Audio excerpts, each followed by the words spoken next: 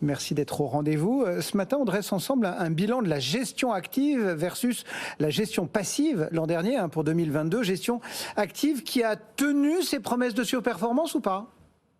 Alors Morningstar vient de publier son baromètre actif-passif qui fait un point sur les performances des fonds actifs domiciliés en Europe par rapport à leurs homologues passifs dans leur catégorie Morningstar respective.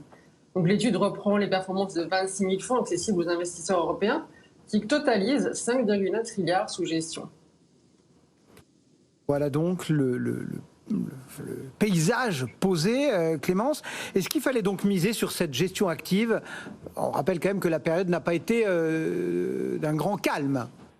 Oui, l'année dernière était très négative sur les marchés boursiers. Les actions internationales ont perdu 17%, les obligations internationales 18%.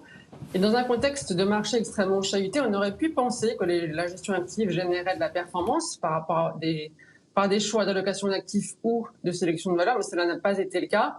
Sur les 12 derniers mois, le taux de réussite des gérants actifs n'est pas terrible. Moins d'un tiers des fonds actions ont survécu et surpassé leur homologue en gestion passive. Et il n'y avait que 3 catégories d'investissement sur lesquelles la gestion active affichait un taux de réussite supérieur à 50%. Alors côté obligataire, on fait un peu mieux, essentiellement pour ceux qui avaient choisi de réduire la sensibilité de leur portefeuille dans un contexte de remontée des taux. Mais seuls 46% des gestions actives obligataires ont battu leurs concurrents passifs en 2022. Est-ce qu'on augmente nos chances de succès si on privilégie cette même gestion active, mais sur plus longue période? Oui, alors là encore, les chiffres sont décevants. Sur une fenêtre de 10 ans, 19% des stratégies obligataires actives créent de la valeur. Côté action, le taux de succès est de 23%. Donc ça veut dire que même sur longue période, vous avez environ une chance sur 5 de sélectionner un fonds actif qui génère une meilleure performance qu'une approche passive. Voilà quelques idées. Est-ce qu'il y a tout de même des catégories où ça vaut le coup de s'intéresser à cette gestion active? Alors en règle générale, les taux de réussite sont plus élevés sur les marchés émergents ou sur les petites et moyennes valeurs parce que ce sont des marchés sur lesquels il y a plus d'inefficience à exploiter. Sur les 10 dernières années, les taux de succès étaient meilleurs sur les stratégies de rendement, par exemple.